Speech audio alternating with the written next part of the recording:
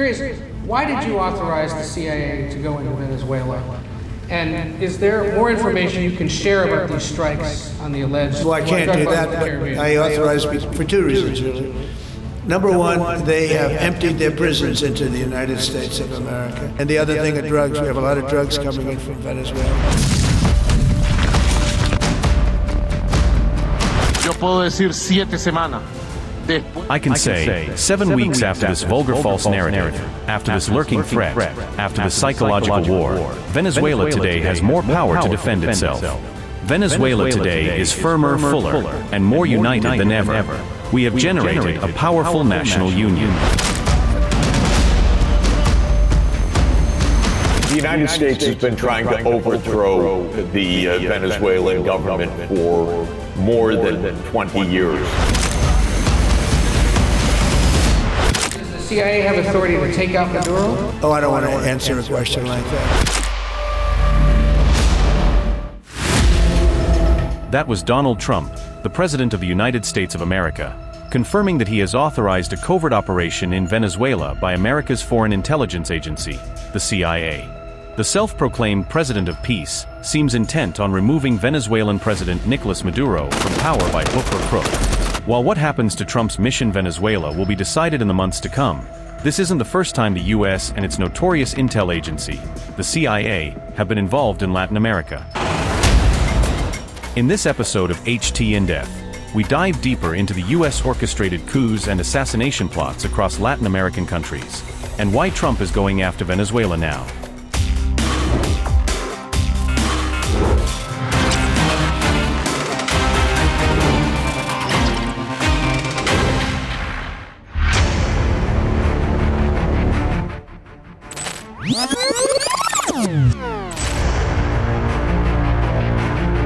It was 1954. Guatemala's democratically elected president, Jacobo Arbenz Guzman, was overthrown in a coup d'état, while it was described as an uprising against a communist government allied with the Soviet Union. By the Dwight Eisenhower administration, the coup was essentially a CIA operation. This was proved when files released decades later showed the CIA drew up assassination lists, discussed recruiting exiles to partake in the uprising, and CIA pilots allegedly helped build an opposition force. The Guatemalan coup was seemingly not without reason. Guzman appeared to tick off the United Fruit Company, a major U.S. corporation, which was operating in the country. Following the coup, Guatemala endured a decades-long civil war under different military leaders. Hundreds of thousands were killed, and about 50,000 forcibly disappeared. In 1970, the Richard Nixon administration took notice of Salvador Allende, Chile's socialist president, as soon as he assumed office. The CIA funded anti-government propaganda media campaign, blocked loans to Chile from multilateral financial institutions, and even offered secret funds to foment strikes. The American agency sought to create a coup climate in Chile amid worries that Allende could become a model for other countries in the region. In 1973, Allende's government collapsed after a military coup was led by General Augusto Pinochet. Allende ordered his political companions to surrender, but he stayed behind and shot himself to death. However, a U.S. Senate committee investigation later claimed there was little evidence to prove the U.S. government was directly involved in the Chilean military coup. Pinochet was named the president of Chile in 1973, and he remained in power for the next 16 years. Pinochet's regime was accused of widespread torture, executions, and disappearances. Initially pleased with Pinochet's regime, the U.S. concerns mounted about the new government's reported violations of human rights. The U.S. invasion of Panama in 1989 was particularly peculiar. In December 1989, under George H.W. Bush, U.S. forces invaded Panama with an aim to depose the then-ruler General Manuel Noriega. Noriega was notably a CIA informant, who consolidated power in the 1980s to become Panama's de facto ruler. U.S.-Panama relations deteriorated with the murder of a physician, who was critical of the Panamanian military, and also the ousting of President Nicolás Ardito Barletta. Noriega's drug trafficking activities and association with other spy agencies also came to light in 1988, triggering an American response. The U.S. launched Operation Just Cause, which concluded in January 1990 with the surrender of Noriega. At the height of the Cold War, Fidel Castro rose to power in Cuba, much to the annoyance of the U.S. Castro and his brand of communism irked the U.S., and America-Cuba relations nosedived, and the CIA began to draw up plans to overthrow Castro. The CIA trained and armed an anti-Castro force at a secret base in Guatemala, eventually carrying out the infamous Bay of Pigs invasion in 1961. As CIA pilots bombed Cuba, about 1,500 Cuban exiles, part of the anti-Castro force, were dropped on the island. But the US-backed exiles were underarmed, outnumbered and overpowered by the Cuban military.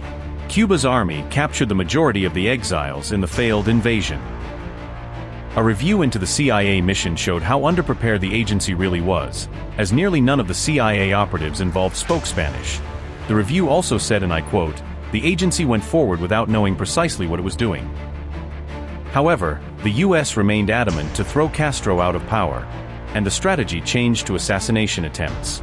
On 8 different occasions, the CIA tried to assassinate Castro, according to a Senate Intelligence Committee report released later. The assassination attempts included sending poison pills to Cuba, arming dissidents with weapons and other devices like a poison pen. The CIA even went as far as contemplating injecting cigars with toxins, rigging seashells to explode when Castro went diving, and contaminating a diving suit with tuberculosis bacteria.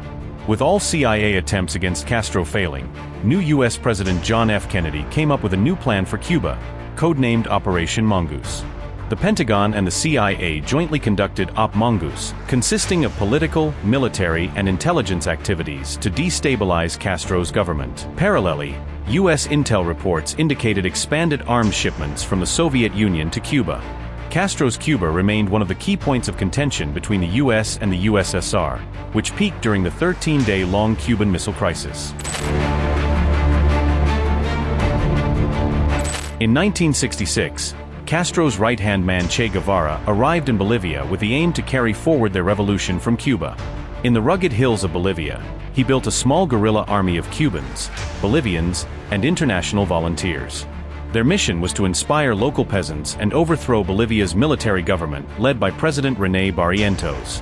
By October 1967, Che's guerrilla group was cornered in the ravines near a tiny village. Guevara was captured by the Bolivian Army's 2nd Ranger Battalion on October 8th. The next day, under orders from Bolivian High Command, in the presence of the CIA, Guevara was executed in a small schoolhouse. His body was displayed publicly in nearby Valle Grande, a chilling message to would-be revolutionaries across the continent.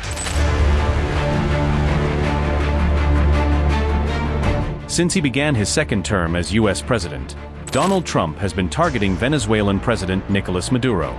Trump has accused Maduro of heading a drug cartel in Venezuela, which purportedly smuggles drugs into the U.S. With this allegation, the Trump administration also increased a $25 million bounty on Maduro to $50 million. The U.S. State Department has called Maduro a drug trafficker and a threat to national security. The United States has been trying to overthrow the Venezuelan government for more than 20 years. It's engaged in a number of coup attempts, a number of covert operations. It started to try to overthrow Hugo Chavez, President Maduro's predecessor. So this goes back for quite a while, in fact. This is a more than 20-year project with the CIA, with the military, with the White House. Marco Rubio, who was senator from Florida, has been the lead Senate opponent of Maduro. And so this is also part and parcel of ongoing U.S. policy. They put a bounty on Maduro's head. It's all flagrantly vulgar, thuggish, and illegal. Subsequently, in an effort to further his crackdown on narcoterrorism, Trump ordered a U.S. Navy flotilla to be deployed in the Caribbean, near Venezuela. The flotilla includes about 8 warships. Additionally, fighter jets, drones, and thousands of U.S. Marines are also part of the military buildup. Following the Caribbean deployment, the Trump administration has conducted 9 lethal strikes on drug boats allegedly carrying drugs to be brought into the U.S. Most of these boats reportedly belong to Venezuela. However, citizens from other South American countries have also been killed or caught. About 34 people have been killed in the boat strikes so far. The Trump administration has termed it a war on drugs, not ruling out land operations inside Venezuela. But while the Pentagon is yet to officially announce a land op on Venezuelan territory, Trump has confirmed he has authorized a CIA covert operation in Venezuela and attributed it to 2 things. Why did you authorize the CIA to go into Venezuela? And is there more information you can share about these strikes on the alleged Well, I can't do drug boats that, in the but Caribbean? I authorized for 2 reasons, really. Number one, they have emptied their prisons into the United States of America. They came in through the they came in through the border. They came in because we had an open border policy. And as soon as I heard that, I said, a lot of these countries, they're not the only country, but they're the worst abuser. And the other thing are drugs. We have a lot of drugs coming in from Venezuela. And a lot of the Venezuelan drugs come in through the sea, so you get to see that. But we're going to stop them by land also. Does the CIA have authority to take out Maduro? Oh, I don't want to answer a question like that. That's a ridiculous question for me to be given. Not really a ridiculous question, but wouldn't it be a ridiculous question for me to answer? Maduro, on the other hand, claims that this is a brazen attempt by the Trump administration to orchestrate a regime change in Venezuela. En conclusión, Estados Unidos de Norteamérica. In conclusion, the United States of America and the whole world, Latin America and the Caribbean, know that this is a military operation to intimidate and to seek a regime change, to destabilize Venezuela, to tear it apart as they did with Libya and Syria, and to seize and steal our oil, gas, iron, and gold.